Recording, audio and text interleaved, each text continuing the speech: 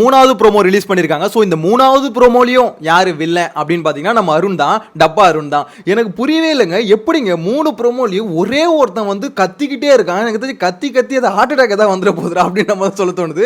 கத்துறான் கத்திக்கிட்டே இருக்கான். ஆக்சுவலாக அருண் நான் ஆல்ரெடி சொன்ன மாதிரி தான், அருண் வந்து பார்த்தீங்கன்னா பயங்கரமாக ஒன்று பர்ஃபார்ம் பண்ணணும்னு நினைக்கிறாரு. அதுதான் பார்த்தீங்கன்னா பண்ணிட்டு இருக்காரு. ஆனால் என்ன, அவருக்கு வந்து பார்த்தீங்கன்னா கரெக்டான ஒரு டீம் செட் ஆகல. அவர் வந்து சப்போர்ட் பண்ணி அவருக்கு வந்து பார்த்தீங்கன்னா என்கரேஜ் பண்ணுறது டீம் செட் ஆகாமல் இருந்தது. பட் இந்த டாஸ்க் ஆரம்பிச்சதுக்கு அப்புறம் அவங்களுக்குன்னு ஒரு டீம் போட்டாங்க பாத்தீங்களா, அந்த டீம்ல எல்லாருமே இப்போ எப்படி சொல்றது, லேபர்ஸ்னா எல்லாம் ஒண்ணா தான் இருக்கணும், யூனியன்ற ஒரு வார்த்தையை கையில வச்சுக்கிட்டு இதுக்கப்புறம் நான் ஆடுற ஆட்டம் அப்படின்ற மாதிரி ஆடிட்டு இருக்காப்ல. ஆக்சுவலா மேட்டர் என்னன்னு சொல்லிடுறேன். இந்த ஃபேக்டரி டாஸ்க்கை பொறுத்த வரைக்கும் மேனேஜர்ஸ் இருக்காங்களே, அவங்க தான் எல்லா ரூல்ஸையும் போடணும், எல்லா விதமா அவங்க கண்ட்ரோல் பண்ணலாம். அதாவது அதுக்கு வந்து பாத்தீங்கன்னா லிமிடேஷன்ஸ் பிக் பாஸ் வந்து செட் பண்ணல. ஓகேங்களா, நீங்க எப்படி வேணா ரூல் போட்டுக்கலாம் அப்படின்ற மாதிரி பிக் பாஸ் விட்டுட்டாரு. இந்த பக்கம் லேபர்ஸ் இருக்காங்களா, அவங்க எல்லாம் பாத்தீங்கன்னா மேனேஜர் சொல்றதை செஞ்சுதான் ஆகணும். அதுதான் பாத்தீங்கன்னா பிக் பாஸ் ரூல்ஸ். இதுதான் பிக் பாஸ் கொடுத்த ரூல்ஸ். ஓகேங்களா, சோ அப்படி இருக்கும்போது இந்த டாஸ்க்கு வந்து எல்லாம் ப்ரிப்பேர் ஆகுங்க அப்படின்ற மாதிரி இது ட்ரெஸ் கொடுத்து அமிச்சாங்களே, அந்த ட்ரெஸ்ஸை மாட்டும் போதே ஒருத்தன் வந்து நான் ஸ்ட்ரைக் பண்ணணும் அப்படின்ற மாதிரி ஆரம்பிச்சுட்டான்.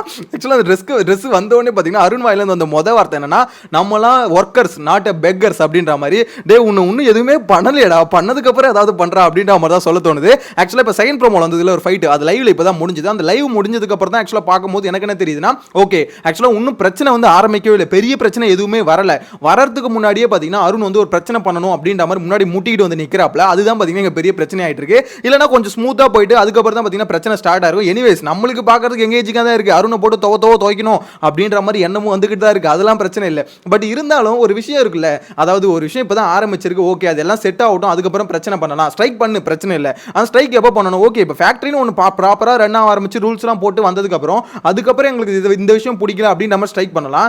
ரூல்ஸே அப்போ தான் போடுறாங்க, போட்ட உடனே பார்த்தீங்கன்னா இது சரியில்லை அப்படின்னு சொல்லிட்டு பார்த்தீங்கன்னா பயங்கரமாக ஸ்ட்ரைக் பண்ண ஆரம்பிக்கிறாப்ல. எனிவேஸ் அருணோட கேம்னு வச்சுக்கோங்களேன். இந்த ஃபைட் அப்போ பார்த்தீங்கன்னா அந்த லைவ்ல ஆக்சுவலாக ப்ரோமோல வந்து பார்த்தீங்கன்னா நிறைய விஷயத்தை காமிக்கல.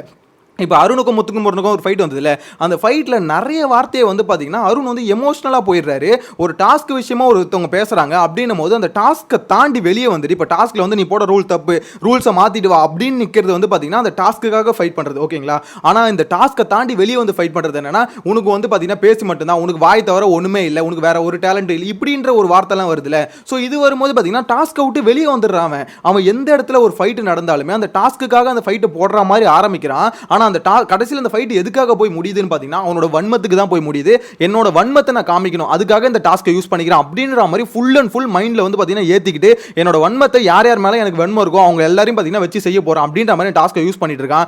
எனக்கு தெரிஞ்சு இப்படி போச்சுன்னா இந்த டாஸ்க் வந்து 3 நாள் ஃபுல்லாலாம் முடியாது. ஏன்னா இப்போ பார்த்தீங்கன்னா அந்த டாஸ்க்கை பொறுத்த வரைக்கும் நீங்கள் வந்து சைக்கிள் ஓட்டினா மட்டும்தான் தண்ணியும் வரும், இங்கே குடிக்கிற தண்ணி வரும், பாத்ரூம் தண்ணி வரும், கேஸையும் அப்போ தான் ஆன் பண்ண முடியும். ஸோ இந்த மாதிரி எல்லா எப்படி சொல்ல லாக்கும் பிக் பாஸ் வந்து வச்சுட்டாரு. ஸோ மேனேஜர்ஸ்க்கு இருக்க பெரிய செக் என்னன்னா, அந்த சைக்கிளை வந்து அவங்களை ஓட்ட வச்சு தான் ஆகணும் அப்படின்ற மாதிரி. ஆனால் லேபர்ஸ்க்கு இருக்க ஒரு அட்வான்டேஜ்னு கூட சொல்லலாம். அவங்களுக்கு பிரச்சனை என்னன்னா, நாங்கள் வந்து ஓட்டாமல் ஸ்ட்ரைக் பண்ணுவோம், நீங்கள் சாப்பிடாம இருங்க அப்படின்ற மாதிரி. கடைசியில் இப்போ தேர்ட் ப்ரோமோல பார்த்தீங்கன்னா அதே விஷயம் தான். ஆக்சுவலாக மேனேஜர்ஸ் எல்லாம் ஒரு மீட்டிங்கில் இருக்காங்க, அந்த மீட்டிங் வந்து கூப்பிடுறாங்க. அருண் வந்து பார்த்தீங்கன்னா ரெஸ்ட் ரூம் போயிட்டு வரேன் அப்படின்ற மாதிரி போறாப்ல. அவர் வேணா போட்டோம் மற்றவங்களாம் வாங்க அப்படின்ற மாதிரி கூப்பிடுறாங்க.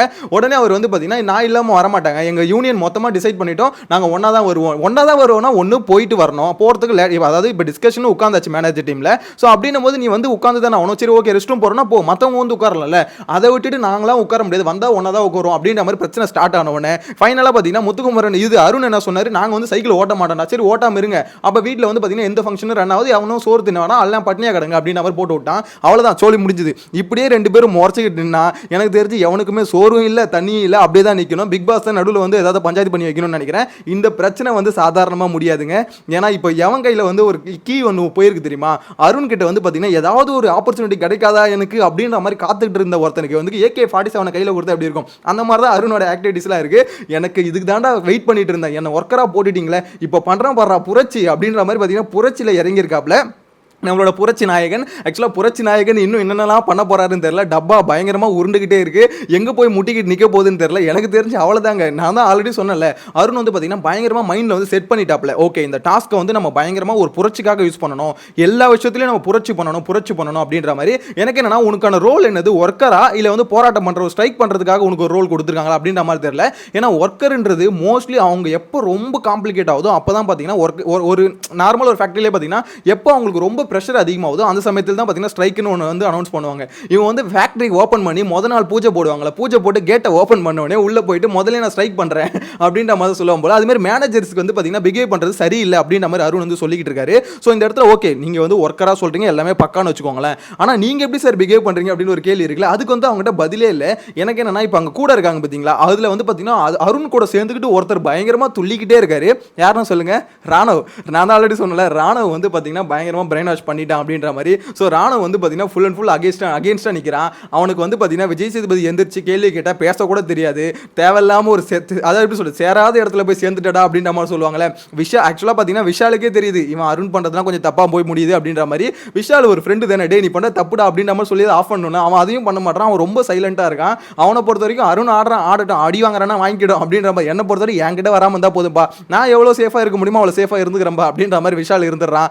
என்ன பொறுத்த வரைக்கும் இதே மாதிரி போயிட்டு இருந்துன்னு வச்சுக்கோங்களேன், அருணுக்கு பொழக்க இருக்கு இந்த வீக்கெண்ட்ல அப்படின்ற மாதிரி தோணுது. அதே மாதிரி கூட இன்னொருத்தரும் வாங்க போறாரு அப்படின்னா எனக்கு தெரிஞ்சு ராணுவ தான். ஏன்னா ராணுவ ரொம்பவே எகிரிக்கிட்டு வரான். ஆக்சுவலா இப்போ ஃபைட்ல கூட பார்த்தீங்கன்னா அருணுக்கும் முத்துக்கும் இங்கே வாக்குவாதம் பயங்கரமாக போகுதுன்னு வச்சுக்கோங்களேன்.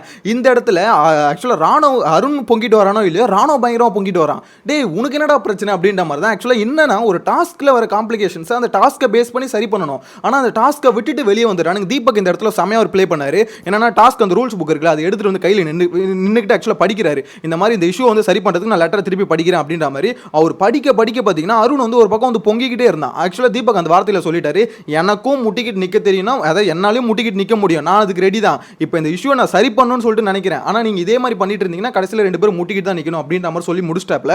அதனால தான் பாத்தீங்கன்னா செகண்ட் ப்ரோமோல பாத்தீங்கன்னா அந்த ஃபைட் வந்து ஆக்சுவலா முடிஞ்சு உள்ள போனதுக்கு மெயினான காரணமே அந்த விஷயத்தை பேசுனதுக்கு அப்புறம் தான். ஏன்னா இது வந்து முடியாது. இப்போ வந்து ஒரு 2 விஷயமும் ஒண்ணா ஈவனா ரன் ஆகும் போது தான் வீடு ஒண்ணா ஒர்க் ஆகும். இல்லைன்னு வச்சுக்கோங்களேன், 2 பேரும் முட்டிக்கிட்டு இதே மாதிரி தான் கடைசி வரைக்கும் நிக்கணும். இன்னைக்கான டாஸ்க் வந்து ஆனா பயங்கர காம்ப்ளிகேட்டா இருக்க போதுங்க. இன்னைக்கு மட்டும் இல்ல, அடுத்த 3 நாளைக்கு, ஆக்சுவலா 2 நாள் இல்ல, இன்னைக்கு நாளைக்கு வேலைக்கிழமை வரைக்கும் இந்த டாஸ்க் போகுது. வேலைக்கிழமை வரைக்கும் பாத்தீங்கன்னா ஒர்க்கர்ஸ்க்கு பெண்டு கிளிய போகுது. அது மாதிரி மேனேஜர்ஸ்க்கு வந்து பாத்தீங்கன்னா பிரஷர் பயங்கரமா இருக்கும். ஏன் அப்படி பிரஷர் இருக்குன்னு சொல்றேன்னு பாத்தீங்கன்னா, ஒர்க்கர்ல இருந்து ஒருத்தனை வந்து வீட்டுக்கு அமிச்சா எனக்கு தெரிஞ்சு பிரஷரே இருக்காது. அது யாருன்னா அருண் மட்டும்தான். அருண் வந்து நீ வேலையே செய்ய வேணாம், உனக்கு வந்து பாத்தீங்கன்னா பெய்டு லீவ் அப்படின்ற மாதிரி சம்பளத்துக்கு சோறு போட்டுறோம், நீ உனக்கு வந்து சாப்பாடும் கொடுத்து உனக்கு லீவும் கொடுத்தோன்னா ஒரு ஓரமா மூலையில உட்காந்துக்கோ அப்படின்ற மாதிரி பெய்டு லீவ் கொடுத்து அருண் ஓரமா அமிச்சாங்க. யார் இந்த விஷயத்தை யோசிக்க போறாங்கன்னு தெரியல. எனக்கு தெரிஞ்சு அப்படி யாராவது யோசிச்சு இவனை வந்து கம்பெனில இருந்து கொஞ்சம் ஒதுக்கி வைக்கலாம் அப்படின்ற மாதிரி ஒதுக்கி வச்சா உண்மையிலே ஃபேக்டரி வந்து பெட்டரா ரன் ஆகும் அப்படின்ற மாதிரி தான் தோணுது. இப்போ என்ன விஷயம், அந்த யூனியன் டேபிள்ல போய் அருண் உட்கார்ந்தார்ல, எனக்கு தெரிஞ்சு அருணுக்கு வந்து யூனியன் லீடர் ஆகணும் அப்படின்ற மாதிரி ஆசை இருக்கானு தெரியல. இப்போ வந்து பார்த்தீங்கன்னா எலெக்ஷன் மாதிரி வச்சு அதுல இருந்து ஒரு யூனியன் லீடர் வந்து சூஸ் பண்ணலாம் அப்படின்னு நம்ம டிசிஷன் வந்திருக்காங்க. இந்த டிசிஷனுக்கு கண்டிப்பா அருண் வந்து ஒத்துக்க போறது இல்லை. ஏன்னா அவரோட பாயிண்ட் ஆஃப் வியூ என்னன்னா, நான் தான் எங்க டீம்ல இருந்து, அதாவது எங்களுக்குள்ள இருந்தா நாங்க வந்து யூனியன் லீடர் செலக்ட் பண்ணுவோம் அப்படின்ற மாதிரி சொல்றாரு. அவர் என்ன சொன்னா, ஃபேக்டரியில் இப்படி தானே செலக்ட் பண்ணுவாங்க, ஆக்சுவலாக எங்களுக்குள்ள தான் ஒருத்தர் வந்து செலக்ட் பண்ணோம், அதே தானே வெளியிலையும் அதே மாதிரி தான் இங்கே பிக் பாஸ் வீட்டுக்குள்ளே அப்படின்ற மாதிரி சொல்கிறாங்க. ஆனால் இந்த சைடில் முத்துக்குமரன் இவங்கள என்ன சொல்கிறாங்க, முத்துக்குமரன், தர்ஷிகா, ஜாக்லின் இவங்கள என்ன சொல்லிட்டு இருக்காங்கன்னா, ஆக்சுவலாக நம்மளுக்கு கொடுத்துருக்க ஒரு மேனேஜராக நீங்கள் என்ன ரூல் வேணால் போடலாம் அப்படின்ற மாதிரி பிக் பாஸ் வந்து மொட்டையை விட்டுட்டாரு. இருந்தாலும் பிக் பாஸ் பயங்கர பிரைனான அந்த டீம் வந்து பயங்கரமாக யோசிச்சிருக்காங்களே. இந்த மாதிரி பார்த்தீங்கன்னா அதில் வந்து நல்ல ஸ்பெசிஃபிகேஷன்ஸ்லாம் கொடுத்து இந்த மாதிரி ரூல்ஸ் போடலாம், இதுக்கும் நீங்கள் பண்ணிக்கலாம் அப்படின்னு மாதிரி கொடுத்துட்டு அந்த டாஸ்க்கு ஒன்றுமே இல்லை. ஒரே ரூல், நீங்கள் மேனேஜர்ஸ் எந்த ரூல் வேணால் போட்டுக்கலாம் அப்படின்ற மாதிரி ரூலை போட்ட உடனே பார்த்தீங்கன்னா முடிஞ்சுது. அதாவது அந்த அப்படி மொட்டையாக முடிச்சுட்டா நீங்கள் என்ன வேணா ரூல் போடலாம்ல. ஸோ அப்படி என்ன வேணா போடும்போது என்ன வேணா பிரச்சனை வரலாம்ல. இந்த இடத்துல பார்த்தீங்கன்னா முத்துக்குமரன் மேலே ஒரு தப்பு இருக்குது. என்னன்னு பார்த்தீங்கன்னா, இந்த ரூல்ஸை வந்து சொல்ல வந்தார் பார்த்தீங்கன்னா செகண்ட் ப்ரோமோல, அதில் வந்து ரூல்ஸை சொல்ல வரும்போது என்ன ஆயிடுச்சுன்னு பார்த்தீங்கன்னா டிஸ்கஸ் பண்ணாமல் வந்து சொல்ல வந்துட்டாரு. ஸோ அந்த இடத்துல பார்த்தீங்கன்னா முத்துக்குமரன் மேலேயும் தப்பு இருக்குது. ஆனால் முத்துக்குமரன் அவர் என்ன சொல்கிறாருன்னா, என்ன ஒரு மேனேஜராக பார்த்தீங்கன்னா இந்த மாதிரி டீமாக சேர்ந்து தான் முடிவு இருக்குன்னு அவசியம் இல்லை, நான் தனிப்பட்ட முறையில் உனக்கு ரூலும் போடலாம் அப்படின்னு நம்ம சொல்கிறப்பல அது எது கரெக்டு தப்புன்றது கரெக்டாக ப்ராப்பராக ரூல் வந்தால் தான் தெரியும். இப்போதைக்கு பார்த்தீங்கன்னா பிக் பாஸ் வந்து மொட்டையாக முடிச்சதுனால எல்லாருமே ஒரு கன்ஃபியூஷன்ஸ் எல்லாம் சுற்றிக்கிட்டு இருக்கானுங்க. ஆனால் அந்த தேர்ட் ப்ரோமோவை பார்க்கும்போது கிளீனாக தெரியுது, மதியானம் ஆரம்பிச்ச சண்டை நைட் வரைக்கும் கண்டினியூ ஆகுது அப்படின்றது மட்டும் கிளீனாக தெரியுது. அதுக்கு காரணம் ஒரே ஒரு ஆள், தகர டப்பா அருண் தான். ஸோ இந்த இது எங்கே போய் முடிய போகுதுன்னு தெரியலங்க. என்ன பொறுத்த வரைக்கும் செகண்ட் ப்ரோமோலையும் சரி தேர்ட் ப்ரோமோலையும் சரி அருணுக்கும் முத்துக்குமரனுக்கும் பயங்கரமாக இருக்கிற கிளாஷ் வந்து ரொம்ப அதிகமாகிட்டே போயிட்டு இருக்கு. எனக்கு தெரிஞ்சு பார்த்தீங்கன்னா கை வச்சு அடிச்சிருப்பானுங்களோ அப்படின்ற மாதிரி தான் தோணுது. உங்களோட கருத்தை மறக்காம கமெண்ட்ல மென்ஷன் பண்ணுங்க. சேனலை ஃபர்ஸ்ட் டைம் பார்த்தீங்கன்னா சப்ஸ்கிரைப் பண்ணி வச்சுக்கோங்க. நெக்ஸ்ட் வீடியோல மீட் பண்ணலாம். Bye by.